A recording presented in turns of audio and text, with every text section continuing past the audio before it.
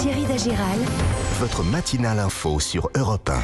6h19, l'innovation tous les matins avec Anissé Mbida dans votre matinale été. Bonjour Anissé. Bonjour Thierry. Alors, bonjour à tous. Ce matin, vous nous faites découvrir une innovation médicale. On sait maintenant comment mesurer la douleur chez ceux qui n'arrivent pas à s'exprimer, c'est-à-dire les bébés, les personnes inconscientes et même les animaux. Oui, ça veut dire qu'on va pouvoir mieux doser leur traitement antidouleur et surtout vérifier qu'ils sont bien efficaces.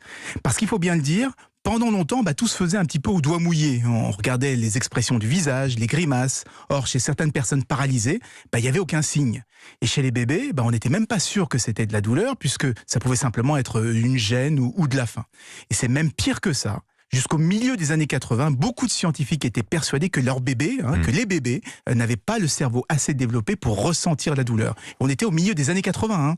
Heureusement, tout ça a bien changé. Alors justement, comment on arrive à mesurer la douleur chez ceux qui ne peuvent pas l'exprimer ? Eh bien, avec de simples électrodes. On les colle à des endroits précis du torse ou du crâne. Elles vont analyser l'activité nerveuse ou l'activité cérébrale et les signaux seront ensuite interprétés par un programme pour quantifier le niveau de douleur ressenti. Alors c'est tout bête comme ça, ça paraît tout bête. Mais il a fallu des années de recherche pour obtenir des résultats à la fois fiables et précis. Et la technique est actuellement développée par plusieurs startups, notamment le français M. Doloris.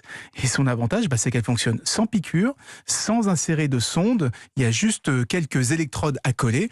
Et c'est vrai que ça serait quand même un comble de vous faire mal pour vérifier que vous n'avez pas mal. Mais on est au stade expérimental ou est-ce que c'est déjà utilisé dans les salles d'opération par exemple ? Oui, de plus en plus, parce que ça permet aux médecins d'avoir enfin un repère, de quantifier précisément le degré de souffrance d'un patient ou même d'un animal et de s'assurer que l'antalgique fait suffisamment d'effets. On évite ainsi tous les effets indésirables des surdosages qui peuvent entraîner des effets secondaires parfois très graves.